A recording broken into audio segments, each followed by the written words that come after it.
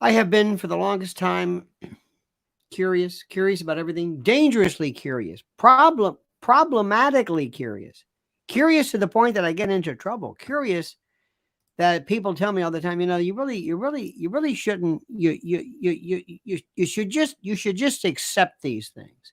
You should just accept these things. Quit making problems. Quit asking so many questions. Why do you keep asking this? Why don't you let well enough alone? Look, if everybody believes this, if everybody believes something, can't doesn't the fact that so many people believe something, doesn't this doesn't this tell you once and for all that you really should be kind of just more accepting? This has been my whole thing, my whole life regarding religion.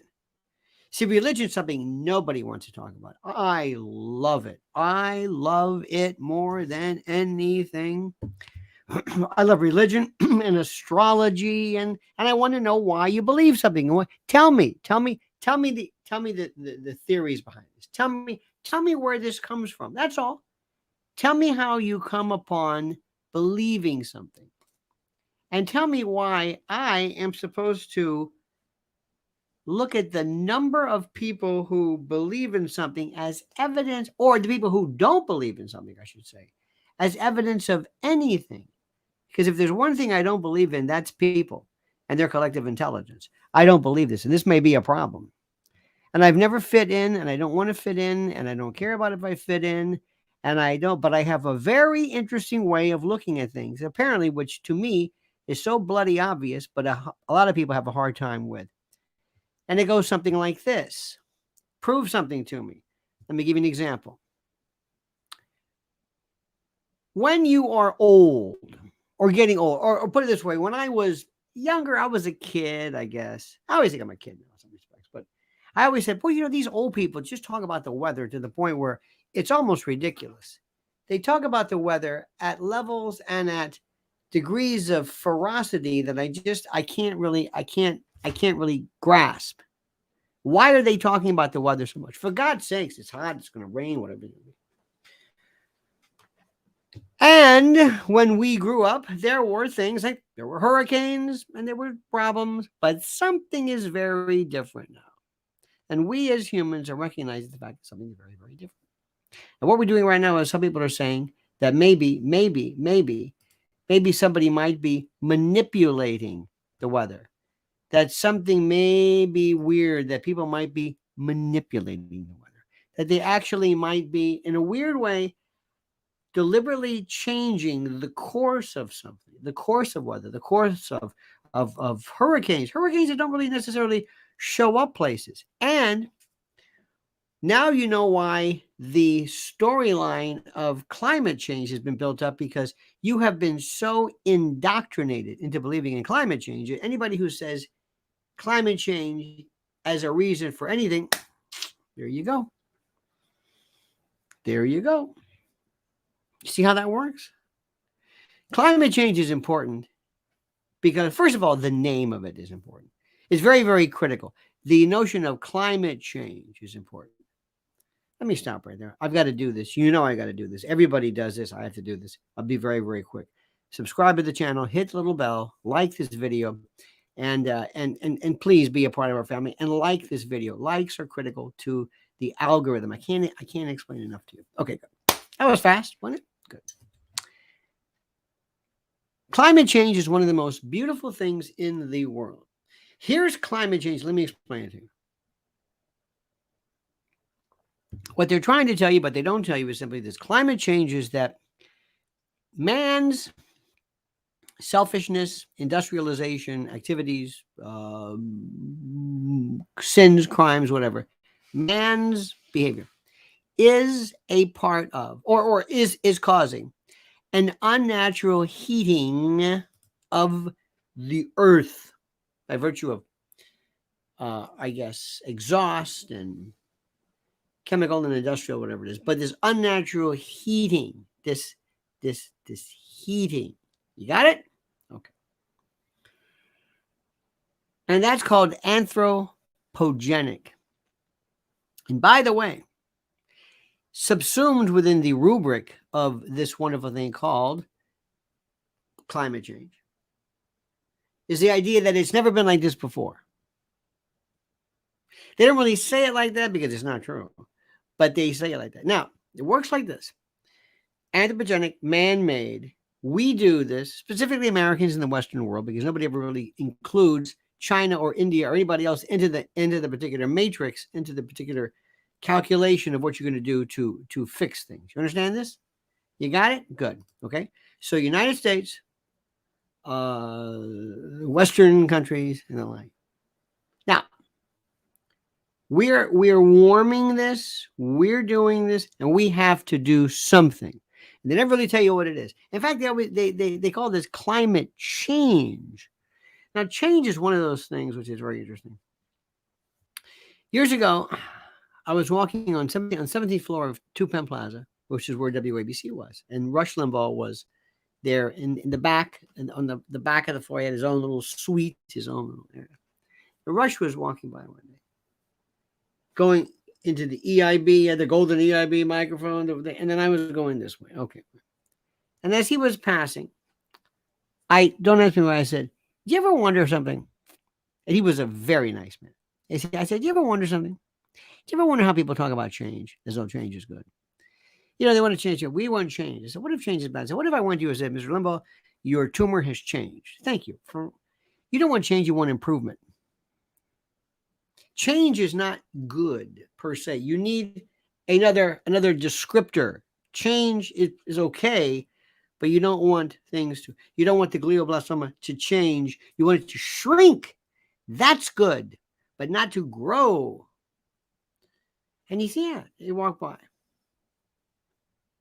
In one of the rare instances that I ever listened to the show, because they had the speakers on in the building. I'm listening. And he's mentioning, he goes, I just passed a friend of mine, Lionel, and my phone, we really didn't have cell phones then. Really didn't. But I got this thing, Rush Limbaugh. This is how powerful he was. But it was true. And I've always said that. Obama said, hope and change. Hope. First of all, I'm not gonna vote for me for hope.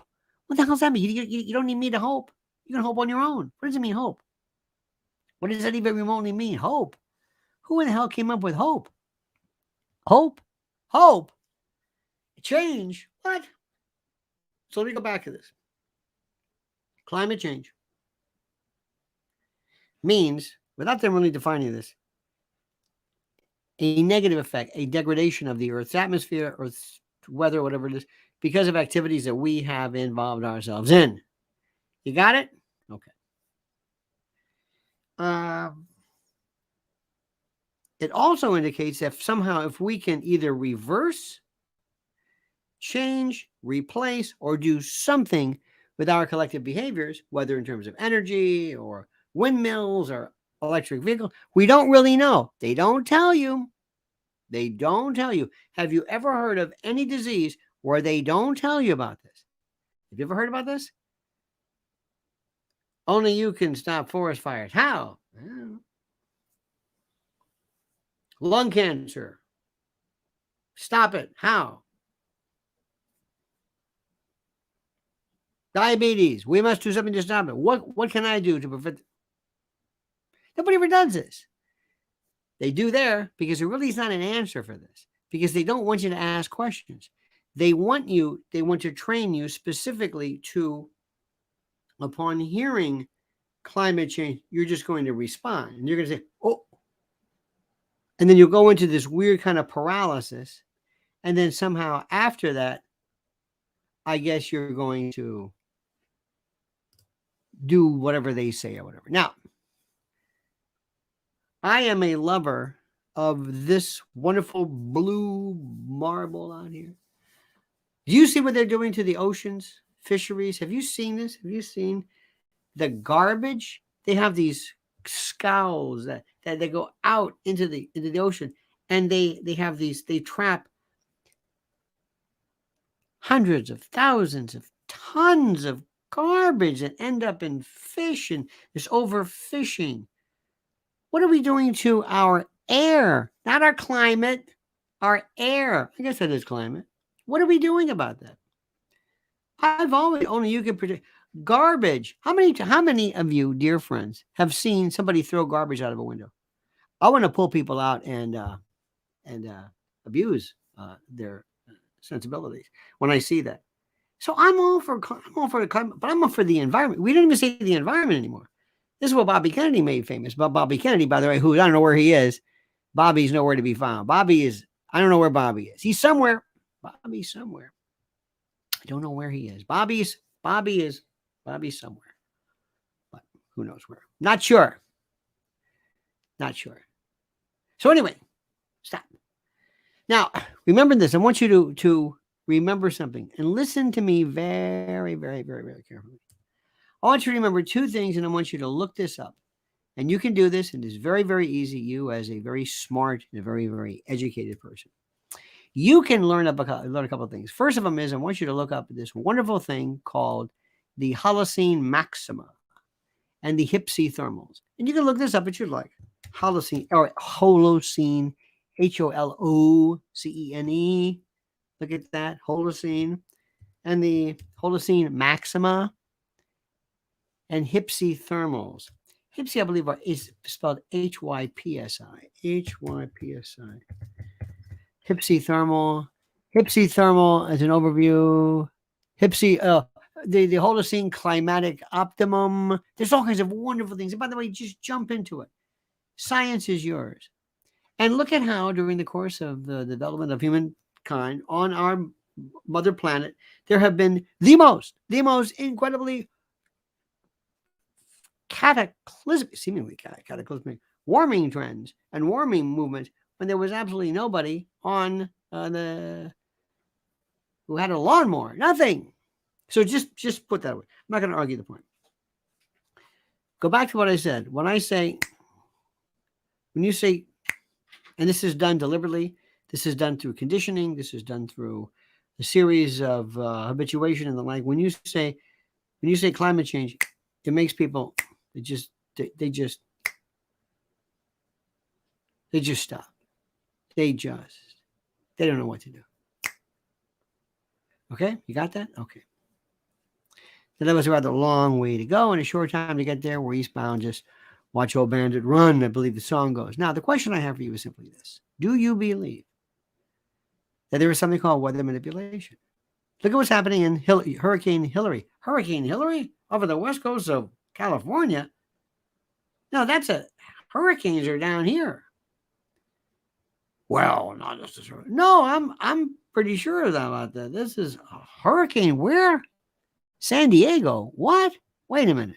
What the hell is going on here? What are we talking about? How did this? What? See how this works? Where did this come from? Now, listen to me and listen carefully. Do your own research. Don't let what I've said. I haven't proved anything. I've given you reason to maybe suspect stuff. I've given you reasons maybe to say like, "Oh, that's kind of interesting." Well, that's kind of neat. Yeah, that's a good one. I'm gonna look that up. You must be your own experts. I'm looking constantly. You can spend 5 minutes getting at least a basis for kind of like the history of.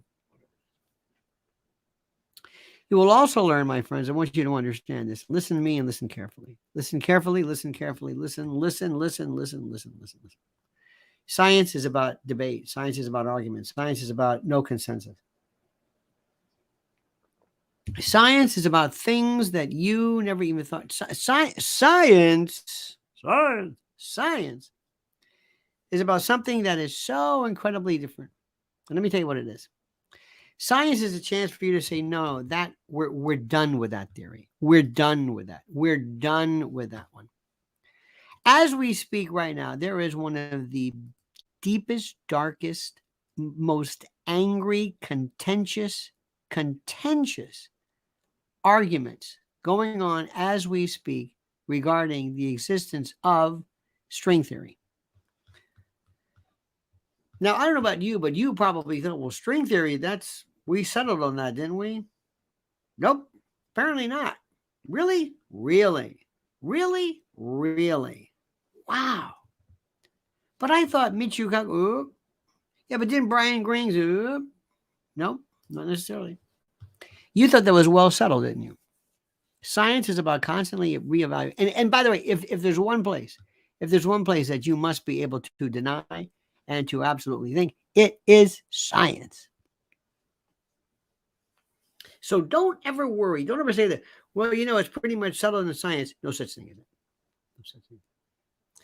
I'm going to go so far as to say Darwinian mechanics and evolution are not necessarily settled, because believe it or not, my dear friends, there is a very, very serious debate going on involving certain animals and certain areas of evolution, involving what could very well be existence of, or the explication of, a supreme kind of a God model to explain certain things, because Darwinian mechanics is great for explaining little things like, oh, this little finch has a curved beak in order to pick at the grubs at the, and this shell of this Galapagos turtle is curved at the top because the verdure and the plants are higher up, and you got that? Oh, I see. Interesting. Yes. Wow, that's really interesting. Uh-huh. Yep. It sure is. It's interesting. Very interesting. Now, here's the story, and here's what we need to review, and here's what we need to think, and here's what we need to go through. We have to ask ourselves the question, why do they want us to stop thinking? And they want us to stop thinking because they want, as they do in terms of medical education and the like, to indoctrinate you and to put you in the position where you never ask questions anymore. They want to put you in the position where you are not asking questions. You understand what I'm saying? They want to put you in positions. They want to put you in a status where you are not asking any questions. They don't want you to ask questions. I can't explain this to you. I can't put this into any other words. They want to put you in the category where you are not asking any questions. They want you just to accept things. Now, so when they say to you things like, well, you can't do that, that's settled, nothing is settled. That's number one. Number two, if you want to go with this climate change stuff, that is completely up to you. Whenever I hear it, it's almost like a warning sign. Like the BS meter is redlining. Like, here we go with that. Now, let me give you this scenario. And let me ask you this question. And let me let you think about this. And let me give you the opportunity to think and to consider the following. All right? Let's just think about the following. It's a very, very simple concept. All right? Listen carefully. Let's assume that somebody says, I am going to create a world in which in my crazy movie, my science fiction, whatever, I am able to create a world. I am able to move people. And I want there to be a refocus, a recapitulate, a re-movement, so to speak, regarding, and this is important, regarding areas such as, well, let's say, because people are always thinking with directed energy weapons, I want to move these people out. I want to either relocate people because of climatic problems. I also want to create fires. I would love to be able to create a tsunami. And I would love to be able to direct the tsunami here. And I know kind of what areas are more prone to this, where if there is some kind of let's say, some kind of tectonic behavior here. I'm able to send it here. Okay. But I want there to be this movement, this huge shift where I, either because I want to go after an enemy, I just want human life to, who knows the motivation. Let's just assume it's in my crazy, this is just a hypothetical. This is some sci-fi book I'm writing. And in my book, I want to say, I just want there to be, and I love the idea of Tesla waves, and you can direct them at a particular tectonic area. This you can recreate or create some type of I guess some event which is very, very scary. Don't forget the words. Don't forget the words of our good friend William Cohen, Defense Secretary William Cohen, in April of 1997, who declared that there are terrorists at work who are, and I quote, engaging even in an eco type of terrorism whereby they can alter the climate, set off earthquakes, volcanoes remotely through the use of electromagnetic waves. This is what he said in 1997. Okay, this is 26 years ago. Now think about that. Do you think that our technology gets better or worse over time? Hard to say. Hard to say. But in any event, what do you think would happen if I could change population patterns?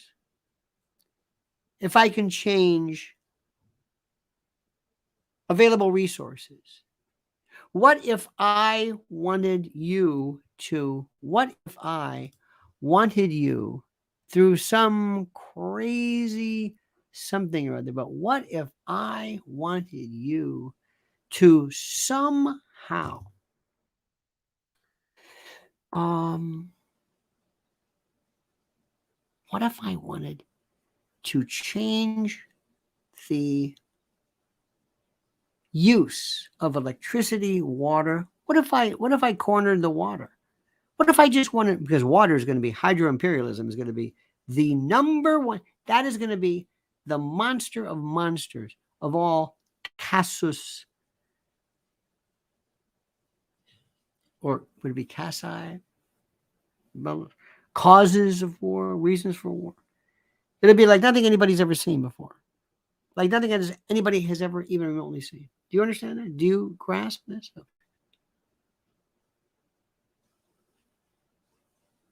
Do you know what I could do? I've been talking about hydro-imperialism for 20 years. This is so obvious to me. Do you know what I can do if I can change weather, drought, rain, earthquakes? I can change. Let's assume I can, through my various wave patterns, I can figure out bee populations. You change the bees, you change the world. If I can kill pollination, I can wipe out everything. I can take the California walnut.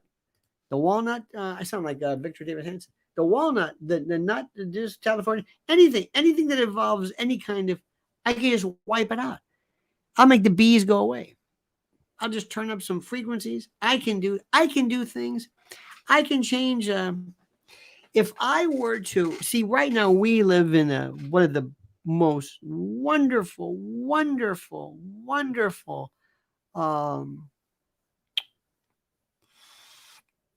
areas of fruits and vegetables. That's Jersey and upstate New York, because of the volcanic ash and all kinds of stuff. And and Jersey corn is just my favorite. And it gets to the point where it starts in July and then right around up until the first frost, and anytime I can affect anything.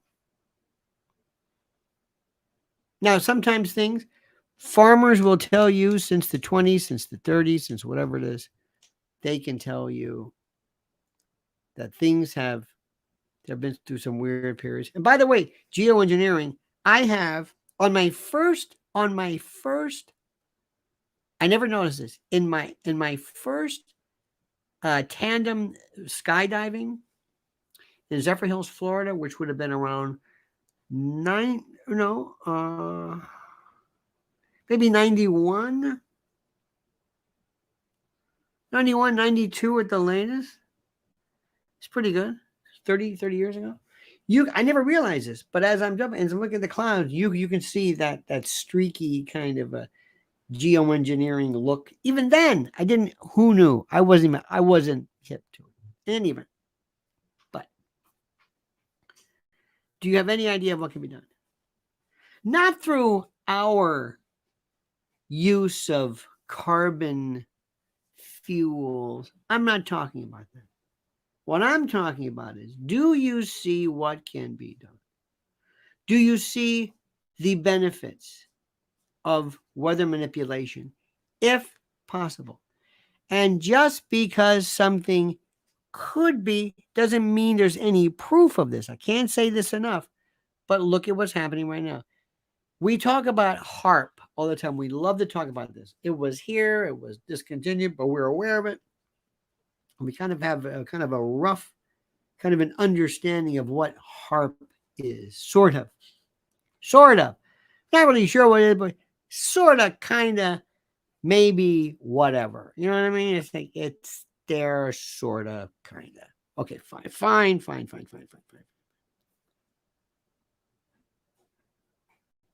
This is the question that Vic Ramaswamy and others are going to have to sit down and address. Do you understand that? Do you understand how many, and believe it or not, it's going to be people like us who come forward and say, because for some reason, the people of the left love to believe in, they hate technology, but they don't, they're anti-industrialist. This is Bentham, Malthus, post-industrial classic. They don't even know what they are, but so they hate machinery in terms of as it affects the environment, but they never understand the possibility of it being weaponized or being used. They have this almost this silly, infantile understanding about the level of possibility of harm and destruction it can cause. Now, what I've been talking to you about, dear friends, I talk about all the time in my private channel. And the reason why is I want there to be somebody who addresses these subjects that for far too long have been considered conspiracy crazy. I don't, and we need to do this. And the only way we're ever going to do this, if somebody can get to Donald Trump and explain to him, and maybe with a with the Tucker Carlson vice presidency. I know it sounds crazy, but what isn't crazy? When the going gets weird, the weird turn pro. Don't forget that. But we might need something like this, because in order to unearth this, we're not going to be able to get to the bottom of what really needs to be done. This is something which is so monumentally frightening. Well, I want to bring this to your attention. Do you have... There's a story I wanted to bring to your attention. This one got me. Let me see if I can find it for you. There's so much good stuff. Oh, here we go. Listen to this story. Tell me this doesn't blow your mind, okay? The Biden administration is quietly auctioning off millions of dollars worth of unused parts from President Trump's border wall for peanuts in an apparent end run around pending legislation in Congress. Since April, GovPlanet, an online auction house specializing in military surplus, has sold 81 lots of steel square structural tubes intended for use as vertical bollards in the border barriers, 30-foot tall panels, hauling in around $2 million. On Tuesday, GovPlanet netted $154,200 for 729 of the 28-foot tall hollow beams, sold in 5 separate lots for an average $212 a piece. 13 more lots are said to be auctioned. But last month, as part of its annual defense appropriations package, the Democratic-led Senate passed a Republican-sponsored bill aimed at forcing Biden to stem the worsening migrant crisis at the U.S.-Mexico border. This is from the New York Post, by the way. Up to $300 million of taxpayer-funded wall. Up to $300 million of taxpayer-funded wall components have been left to rust since Biden came to office. The Finish It Act will make the feds use those materials on new wall construction or hand the remaining stock over to states like Texas for use in their own border defense. Now the Biden administration is rushing to get rid of the wall leftovers before the GOP-led House can pass a matching version of the bill to make it law. Quote, this is wasteful. You know what I hate about these new phones? All these ads that are flashing at you. I'm trying to read them and I got to flash. I got to shut this one on, shut that one, I close it. The sale is wasteful and ludicrous decision by the Biden administration that only serves as further proof they have no shame. Leaving the border open to terrorists while selling border security materials at a loss is Bidenomics in a nutshell. The pennies made from selling the border wall will not be enough to pay the families who suffer from a criminal act.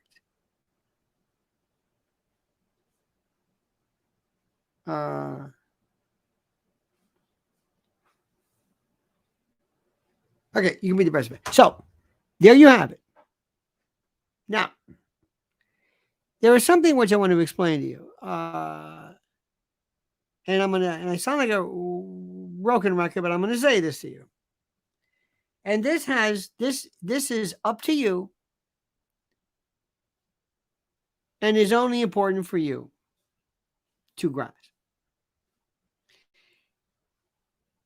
You have no Republican Party. This man, if he was a Democrat, would have been stopped before he did anything. I don't know what it takes for you to get it through your head, and I mean you being everybody, that Jim Jordan, Comer, McCarthy, and all of the people ratting out Trump as we speak. I don't know who has spoken to the grand jury. I have no idea. They want him gone. You must understand. I get what the Democrats are trying to do, but the Republicans who do nothing, who continue to allow this nonsense to occur, I despise them. Now, we can talk about this, and you can, and I keep bringing him up because this 10 stupid truths say absolutely nothing about what we need to deal with in this country. So that's it, my friends. I just want you to understand it. Remember what the president said. Lock her up. And I did a whole piece on Trump's biggest problem was he was not vicious enough with Hillary. He didn't understand it. Lock her up, drain the swamp. I don't know what that means. And build the wall. Never. Never. That is the Underground Railroad for the Democratic majority. That's what that is. And nothing's going to get in the way of that. Nothing. And we talk a lot of stuff, a lot of crap, a lot of stuff. And we just talk because social media has given us the impression that what we're saying is worthy of note. And it's not. So let me just leave you with that, my friends. Let me just leave you with that. Now, a couple of things here. First and foremost, I want to remind you of something. This is very, very important. Our dear friend, we are always sponsored by, have you bought your MyPillow products yet? Have you gone to mypillow.com? Use promo code Lionel. No purchase necessary. You're getting a free gift. Have you done this yet? No. What are you waiting for? This is a patriot. This is one of the greatest people in the world. Nicest man, Mike Lindell. You know the story about MyPillow. Remember when Bed Bath & Beyond said, we're going to shut him down. Well, they're shut down, but he's going. They told me that. Anybody fool you about it? Well, they're closing down. They're not going anywhere. We need them now. They need you, and they have great products for you and your family. Also, you must follow Lynn's Warriors right now on X or Twitter, whatever the hell you want to call it, at Lynn's Warriors. Do it right now. Lynn's_Warriors and YouTube. Make it a point because she has the best coverage regarding what's happening in the world of human trafficking and child predation that you can imagine. I have on my Lionel Media the following. There's 3 components to it. 1, I give you an hour a day plus of video you're not going to hear anyplace else, where I can say what I want, speak the way I want, about topics that I want, and nobody is going to say, oh, you violated it. I say whatever I want, which is what we need. Number two, there'll be a news story, something. You know, X, Twitter won't let you post everything. There's some wonderful, I've seen some great stuff from Global Research. It won't let me publish. It just says, nope. Nope. Well, why not? Nope. Or foreign or whatever. Remember, citizen, civilian, alternative, and foreign news are going to be it. So I have a video, an hour a day, plus stories, and then music. And the music, my music eclectic is,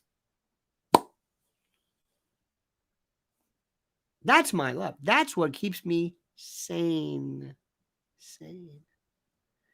I was just reading today about the history about how rap came along, and rap and MTV. When MTV, this was such a fascinating story. When MTV came along and the black community said, what the hell is this? Well, we got Michael Jackson. Michael Jackson isn't what we want to listen to. Now, I'm not a particular fan of it, but gangster rap, regular rap, this was something which changed the world. And anybody who got in the way of it is stampeded. This is what people wanted to hear. And I respect it. I respect it because this is what people want to hear. I respect anybody who wants to say anything. I respect anybody who wants to communicate. I respect any version of art that speaks to a particular need that our community wants. That's it. That's simple. So anyway, that's the music section. So you get 3 of those every day for like what, 30 cents a day? Sorry, everything's a paywall. lionelmedia.com. You do that right now. Please make sure you hit the YouTube notification bell. You know that story. Make sure you like and make sure you subscribe. Now understand something too, which is important. Remember something. Invite your friends to join us. I'm not a Republican. I'm not a Democrat. I'm not a member of any party other than the independents, whatever the hell that means, so I can vote in the general election. I say what I feel, and if somebody is good, I will tell you. If somebody is bad, I will tell you. If there's something I disbelieve, I don't believe it, I will tell you. I try to be as respectful as possible, but I'm going to say what I want. I don't overpower people with a lot of stuff because there's some things, like for example, religion. There's no reason for. Not going to change anybody's mind, and you should. The First Amendment says you can think whatever you want. What motivates religious belief, I think, is fascinating. The difference between religious belief and mythology is a different story. In any event, we'll see you tonight at 7 p.m. All right? In the meantime, keep thinking, keep asking questions, be bold. Stay away from cable news, turn it off. Make sure you use online, go online, read what people are saying, go foreign, go alternative, listen to what people are saying, and also go to listen to anybody who throws something, especially somebody who you may not particularly care for, but listen to people who give you a different perspective and the like. And also, most importantly, and this is incredible, learn how to critically think, learn how when you say I believe, that involves a degree of proof. All right, we love you madly. You are terrific. You are wonderful. Thank you so much for being a part of this. Thank you so much for being a part of our endeavor, as you are every single day. We will see you this eve at 7 p.m. Have a great and a glorious day. And until then, remember, my friends, these words, this valedictory, this send-off. The monkey's dead. The show's over. Sue ya. Ta-ta.